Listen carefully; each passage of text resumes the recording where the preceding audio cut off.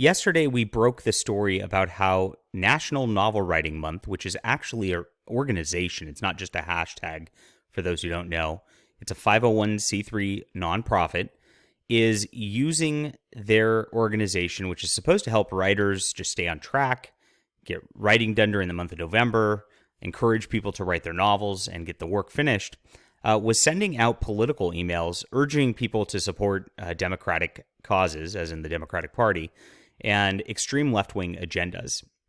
Now, this is an affront to everybody who is a moderate or just an apolitical person or a conservative who is signing up for their email service and, of course, using their services to write for things. It's an affront to Catholics because this was an abortion-related email. And, of course, Catholics are all about defending the lives of young babies and is a very important topic to the church. And yet NaNoWriMo does not care. They just want to force their agenda on everybody. Well, today I have a whistleblower who's a part of the organization who has sent me emails that it is far worse in National Novel Writing Month than one might suspect. Now, we know that the publishing industry is really off the rails like this. I've had whistleblowers talk to me about how bad it is in New York publishing, about how bad their sales are. The more they try to force this woke content on Americans, the less people want to be a part of any of this stuff. And it just really deteriorates our culture over time because it makes it so normal people just won't be a part of culture. And that's why we can't have nice things anymore. But we're trying to bring it back. And that's what we do on this channel here. My name is John Delarose. I'm a #1 best-selling author myself. I'm an award-winning author and comic creator also. I make my novels, science fiction, fantasy, and I also make my comics on Subscribestar as well as other platforms. And we just hit a beautiful milestone this morning where I've actually got all of the comic lettering. So, the lettering that goes on the comics for the word balloons and things like that, covered cost-wise for the comics I produce every month. Huge win, and I'm very excited. I appreciate the community for coming in hard for support for a real alternative towards mainstream publishing. If you are interested in reading my books, there's a great way to do so. And if you just want to support the channel because of our, reporting here, or you just like me or whatnot, another great way to support. I appreciate everybody who does so. I've got this in the description below as well as my other links. Thank you so much again. We're crushing it, and I really, really appreciate you guys. Okay. Here's the email I got, which I had to redact for this person's safety and identity. So this is a person from National Novel Writing Month. Hello, my name is, and I'm agreeing with you. We need to clean up a lot of filth that's being put out in young adult fiction right now. Now, if you don't know where this comes from, young adult fiction has been plagued with just rampant sexualization. This is books marketed towards young teenagers, as young as like 12, 13, 14. And they're getting this smut put in their face. It's basically pornography in the written form. And we oppose that over here. When I write a YA book, you can count on it being clean. I generally don't talk politics online, mostly because I keep my place chill, and I don't like to invite toxic energy into my space. Very valid. Good stuff. And that and my politics are, quote, bad because I'm black and I'm right of center, which the left really hates. Thank you for emailing me. This is very brave of you, by the way, and I appreciate it. And do keep my sources confidential when you guys send me information like this. I definitely respect you guys more than anything because you're putting yourselves on the line. You're brave when you contact me in these industries like this. And honestly, as a black woman, you are doing great work. I'm glad you're here. As a Hispanic man, it's tough too. Obviously, you see the heat I take because I fly in the face of their narrative vocally. I would never want you to have to face that kind of harassment that I get. It's terrible. I've been one of their blank, I'm not identifying her, for almost a decade as a blank, and I enjoyed it. A few weeks ago, headquarters sent out an email about some new policies they will be implementing starting in this year's next cycle. One of them requires that all volunteers must go through CRT, that's critical race theory, woke, and DEI, which I don't know what that is, training of some sort, either that they provided from one of their companies, and sent them a letter about how they will implement the training into their region. This means every person who's just trying to help people in the area meet up, go to a coffee shop, write together, make sure people stay on track, are forced into some weird identity politics sort of thing. They're forced into political agenda. This has now become a political organization. which is, really, this is their way of skirting around campaign finance laws. It's definitely something that should be illegal, and there's so many organizations that do this. They pretend to be something else in order to become a political activist organization, and it needs to be stopped, honestly, because it rigs elections, and it's not fair. It's not right. It's anti-democratic. All right, sorry, that's my rant for the day. So here we are. I haven't fully looked into it yet, but assuming this will require turning all of our spaces into, quote, safe spaces for all the woke SJW whatever.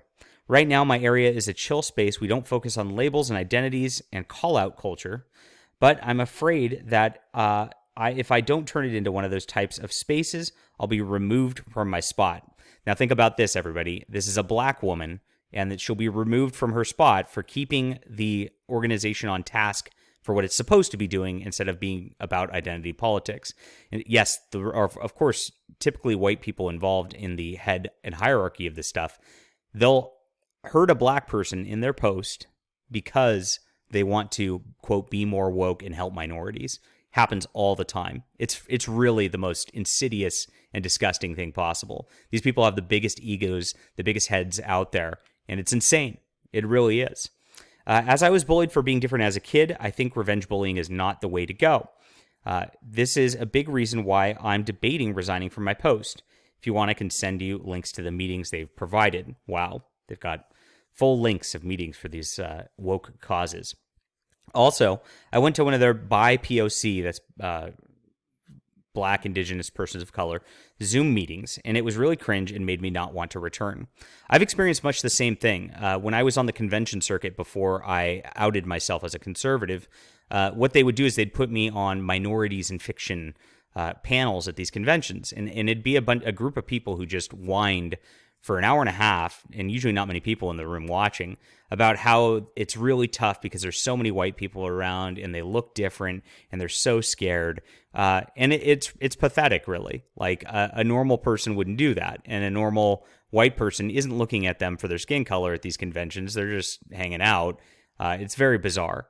People are trying to see all this phantom racism that doesn't exist and then trying to play oppression cards all the time. It's sad. All right. NaNoWriMo is based in Berkeley, California. Hey, my alma mater. I went to UC Berkeley, in case you didn't know. I knew it for a long time that people were on the left for the most part. They have kept everything apolitical, as they're supposed to do. Now, this is the problem with these organizations. When you get SJWs in there, it's only a matter of time before they turn it like this. It's never safe. You can never allow them into your organizations at all, even if they act apolitical at first. But they have gone over the top the past 2-3 years. I've gotten less excited about the event and stopped donating a few years back. And yes, they take donations from their members and then abuse their members by donating to causes like murdering little babies. So there you go. If you donate, that's what your funds are going towards. I don't mind when they go political about things like creative arts. It's in their scope. Makes sense. But when you do things that have nothing to do with it, it feels like they only want certain people and they don't care about minorities, of course. And honestly, it's not a minority that cares about an unborn innocent child. It's the majority of people in the world understand that that is a sacred life, and just removing it for your own convenience is a disgusting, depraved act. That they've gotten away with this for a long time is only because they haven't allowed votes on it. They've done it sneakily through the courts. All right. Hope to hear back from you soon. Well, this isn't surprising to me whatsoever. After what we learned about National Novel Writing Month, we knew that they were an organization that's trying to push this and trying to indoctrinate all writers into their little woke agenda. This stems from the New York publishing industry that's been depraved and awful for years. They've treated anybody who doesn't agree with their agendas like absolute shit. Pardon my language, including leftists. There's a YA author who's super successful named Lori Forrest, who came under immense fire because mainly she was a Bernie Sanders supporter and not a Hillary Clinton supporter in 2016. It's absolutely insane. She almost lost her publishing contracts. You can look into her story. Overall, it's crazy stuff that goes on in these industries. But NaNoWriMo is an extension of that.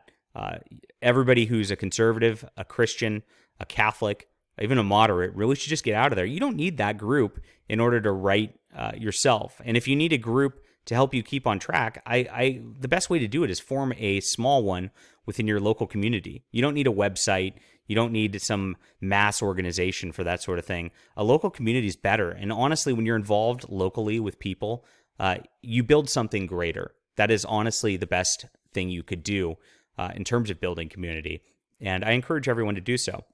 All right. To the person who wrote this email, I really hope that everything stays okay for you. And I wish you tremendous success in the writing industry. Thank you so much for the email. And we'll continue to fight the good fight and call out these evil organizations over here.